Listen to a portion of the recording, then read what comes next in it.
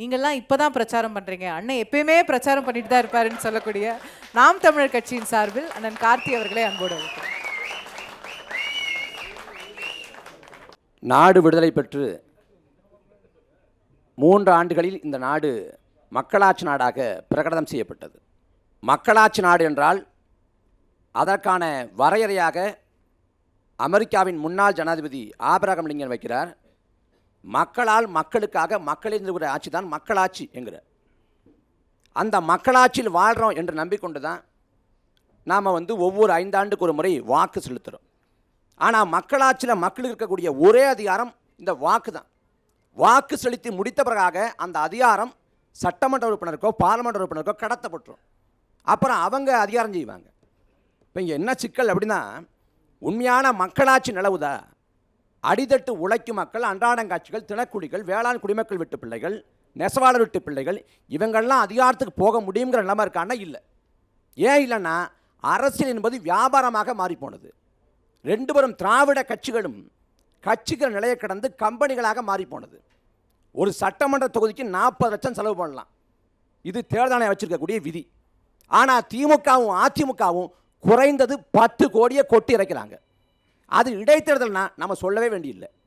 அப்போ கருத்துக்களை சொல்லி பரப்புரை செஞ்சு இங்கே திமுகவும் அதிமுகவும் வெற்றி பெற முயற்சிக்கிறது இல்லை. அவங்க நம்புறது காசு, பணம், துட்டு, மணி அவ்வளோதான். அதனால் இவங்க நாங்கள் பரப்புரை கிளம்பிட்டோம். ஓரணியில் தமிழ்நாடு ஐயா ஸ்டாலின், இந்த பக்கம் மக்களை காப்போம், தமிழ்நாட்டை மீட்போம் ஐயா எடப்பாடி. நாங்கள் என்ன சொல்கிறோம், உங்களுக்கு துணிவு இருந்தால், திராணி இருந்தால் 2 பேரும் திராவிட கட்சிகளும் வாக்கு காசு கொடுக்காம கருத்துக்களை விதைச்சி வென்று காட்டுங்க. அதை செய்ய 2 பேரும் திராவிட கட்சிகள் தர இருக்கா? ஒருபோதும் வாய்ப்பு இல்லை. மன்னராட்சி காலத்துல கூட கிடைக்குது, அதையும் தடுக்கிறீங்களே. ஏதோ எப்பயாவது எங்களுக்கு ஏதோ கிடைக்குது, அதையும் தடுக்க. அதான் சிக்கல். இங்கே யார் வேணாலும் தோக்கலாம். ஆனால் ஜனநாயகம் தோற்கக்கூடாது. ஜனநாயகம் தோற்கடிக்கப்படுகிறது தான் பிரச்சனை. அதிமுக ஆட்சி காலத்தில் திமுக போராடியது மதுபான கடையை மூடணும், மதுபான கடையை மூடுங்க, இந்தியாவில் இளமதி விலை கொண்ட மாநிலம் தமிழ்நாடு என்று போராடியது. இன்னைக்கு தமிழ்நாட்டில் மதுபான கடை இல்லையா? ஏன் மதுபான கடையை மூடலை? அண்ணாவின் வழி ஆட்சி நடத்தணும்னு திமுக சொல்லுது. அண்ணா தாங்க சொல்கிறாரு, மதுபான கடை நடத்தி வருமானம் ஈட்டி ஆட்சியை தொடர வேண்டும் நிலை வந்தால் நான் துண்டை உதறி தோளில் போட்டு நடையை கட்டுவேன். அப்படிப்பட்ட ஆட்சியே தேவையில்லைங்கிறது. மதுவிலக்குக்காக இந்தியா முழுக்க பரப்புரை செய்யவும் தயார் சொன்னது அறிஞர் அண்ணா. இந்த அண்ணாவோட கூற்றை திமுக அதிமுக 2 கட்சி எந்த கட்சி நிறைவேற்றி கொண்டிருக்கு? இன்னைக்கு திமுக ஆட்சியை சொன்னால் சமூக நீதி ஆட்சிங்கிறாங்க. எங்கே இருக்குது சமூக நீதி? கவின்கிற ஒரு பிள்ளை கொலை செய்யப்படுறான், ஆணவ படுகொலை. அந்த ஆணவ படுகொலைக்கு நீதி கட்டு அவனோட பெற்றோர் 4 நாட்களுக்கு மேலாக போராட்டம் பண்ணுறாங்க. நீங்கள் தான் சமூக நீதி முதலமைச்சராச்சு. அவங்க போராடுற நிலைக்கு ஏன் தள்ளுறீங்க? சாதி ஆணவ கொலைக்கு தனிச்சட்டம் வேணும் எல்லாரும் கேட்குறோம். கட்சி கடந்து எல்லாரும் கேட்குறோம். சாதி ஆணவ கொலைக்கு தனிச்சட்டம் இயற்ற முடியாது மறுப்பது திமுக அரசு. ராஜஸ்தானில் சமூக நீதினு பேசல, திராவிட மாடல்னு பேசல, பெரியார் பிறக்கல, அண்ணா பிறக்கல, ராஜஸ்தானில் இயற்றப்பட்டிருக்கு இந்த சாதி ஆணவ கொலைக்கு எதிராக தனிச்சட்டம். ஆனால் தமிழ்நாட்டில் இயற்றப்படுதா? எதை கேட்டாலும் பாஜக பூச்சாண்டி, பாஜக உள்ள வந்துடும், பாஜக பூந்துடும். பாஜக தமிழ்நாட்டில் எந்த காலத்தையும் வராது, வரப்போறதும் இல்லை. 2021 இதே பாஜக அதிமுக கூட்டணியில் அங்கே வச்சிச்சு.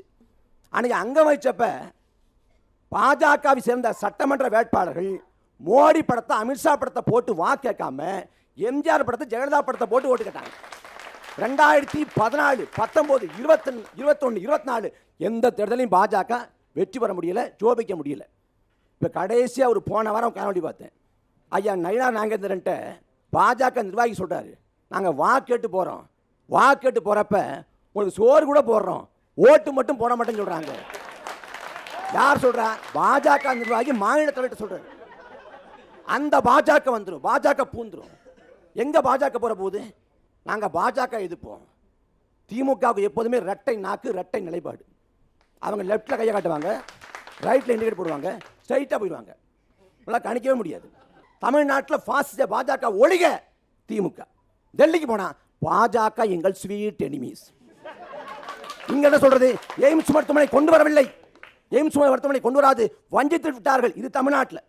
ஆனால் டெல்லிக்கு போகிறப்ப 2021 மருத்துவக் கல்வி திறப்புக்கு ஐயா மோடியை டிஆர் பாலு கூப்பிட போனார். கூப்பிட்டு வெளில வர்றாரு. பத்திரிகையாளர் கேட்குறாங்க, என்னங்க மோடியை போய் கூப்பிட்றீங்க, கோபாக் முடினீங்க, பலன் விட்டீங்க, மோடியை கூப்பிடுங்க கேட்குறப்ப வெள்ளித்தட்டில் வச்சு 11 மருத்துவக் கல்லூரியை மோடி கொடுத்தாரு. அது வேண்டாமா? இங்கே எய்ம்ஸ் மருத்துவமனை கொண்டு வரலங்கிறது, அங்கே போனால் வெள்ளித்தட்டில் வச்சு 11 மருத்துவக் கல்லூரி கொடுத்தாங்கிறது. இதான் திமுக.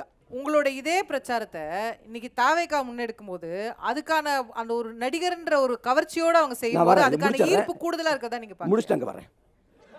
தூத்துக்குடி துப்பாக்கி சூடு 2012 நடக்குது. தூத்துக்குடி துப்பாக்கி சூடு 2012 நடக்குது. அன்றைக்கு நடந்தபோது திமுக வந்து தூத்துக்குடியில் பரப்புரை பண்ணுறாங்க. இறந்து போன தங்கச்சி ஸ்னோலோட உருவப்படத்தை காமிச்சு முழுக்க பரப்புரை பண்ணுறாங்க. இந்த அநீதிக்கு வந்து நீதி வேணும், குற்றவாளிகளை கூண்டில் ஏற்றணும் அப்படின்னு. திமுக ஆட்சிக்கு வந்து விட்டது.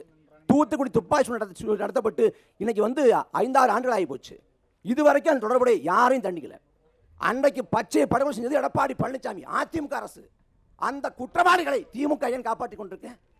மிசா காலத்தில் வந்து நாங்கள் மிசாவை பார்த்தோம். என்ன மிசாவை பார்த்தீங்க, உஷாவை பார்த்தீங்க? மிசா காலத்தில் காவல்துறை துன்பத்தில் பேசுறீங்க. உங்க ஆட்சி காலத்தில் காவல்துறை என்ன பண்ணுது? அஜித்குமார் ஒரு பிள்ளை மட்டும் செத்து போனானா, இதே சென்னையில் காவல்துறை கையை முறிக்குது, காலை உடைக்குது. அம்பாசமுத்திரத்தில் உள்ள பல்ல பிடுங்கினாரு. பாஜக வந்து வாஷிங் மிஷினில் போட்டுறாங்க, அஜித் பவாரை போட்டு முக்கி எடுத்துறாங்க. சரி, அஜித் பவாரை போட்டு அவங்க முக்கி எடுத்தாங்க, நான் அந்த விமர்சனத்தை ஏற்கிறேன். நீங்க செந்தில் பாலாஜி எந்த வாஷிங் மிஷினில் போட்டீங்க? இதில் திமுக அதிமுக 2 பேரும் கட்சிகளும் இந்த மண்ணை விட்டு அப்புறப்படுத்தணும், தோற்கடிக்கணும். ஏன்னா ஒரு முறை 2 முறை இல்லை, 60 ஆண்டு காலம் மாறி ஆண்டு இந்த மண்ணை கெடுத்து மக்களின் வளத்தை கெடுத்து இது எல்லாத்தையும் மாற்றணும், மீட்கணும்னா ஒரே வாய்ப்பு நாம் தமிழர் கட்சி தான். கவியரசு கண்ணதாசன் பெருந்தலைவர் காமராசர் வர்ணிச்சார், காலத்தின் கடைசி கருணையினார். அதே போல வரலாற்றின் கடைசி வாய்ப்பு நாம் தமிழர் கட்சி. 15 ஆண்டுகள பயணம், கூலி சமரசம் இல்லை, 15 ஆண்டுகள பயணம். நாம் தமிழர் கட்சி 8.2 விழுக்காடு வாக்கு கொண்டிருக்கு. திமுக அதிமுக கூட்டணி கட்சிகள்ல எந்த கூட்டணி கட்சிக்கும் 8 விழுக்காடு வாக்கு இல்லை. நாங்கள் கூட்டணிக்கு போனா பல 100 கோடிகளை கொட்டி கொடுப்பாங்க. ஆனா அதெல்லாம் உதிர்ந்து விடக்கூடிய ரோமத்துக்கு சமம் நினைச்சு புறந்தொல்லி சமரசம் செய்யாம தனித்துவத்தோடு நிற்கிறோம். அதனால தான் நாம் தமிழர் கட்சி 1.1 8 விழுக்காடு வாக்கில் பெற்றிருக்கு. கூட்டணி ஆட்சியெல்லாம் தரேன்றாரு. எங்க தலைமையேற்று வருவாங்களேன்னு கேளுங்க. வந்தாலும் அங்கே சேர்த்துக்க போறதில்லை. ஏன்னா திராவிட கட்சியோட தேசிய கட்சியோட ஒட்டும் இல்லை, உறவும் இல்லைங்கிறது எங்கள் நிலைப்பாடு. அவங்க இல்லையே, அவங்க தனியாக தானே இருக்காங்க. யாரு? தாவேகா எப்போ பேசணும்னு நினைக்கிறேன். 1967 பற்றி விஜயும் சொல்கிறாரு, ஆதோர்ஜான் சொல்கிறாரு. 67 தேர்தல் முன்னுதாரணமாக காட்டுறாங்க, 67 77 காட்டுறாங்க. 67 தேர்தல் முன்னுதாரணமாக யார் வேணாலும் காட்டலாம், தாவேகா காட்டலாமா? அதே 67 தானே காமராசர் தோத்து போனார், உங்கள் கொள்கை வழிகாட்டி. அந்த காமராசர் சொல்கிறாருங்க, திமுகவையும் அதிமுகவையும் ஒரே குட்டையில் உரிய மட்டைங்கிறார். இங்கே ஒரு மட்டையை பேசுங்க, இன்னொரு மட்டையை பேச மாட்டேங்களே. ஏன் அதிமுக பேச மாட்டேங்கிறாங்க? அதிமுக கட்சி ஊழல் கட்சியா இல்லையா? அதிமுக கொடுங்கோல் ஆட்சி கொடுத்தா இல்லையா?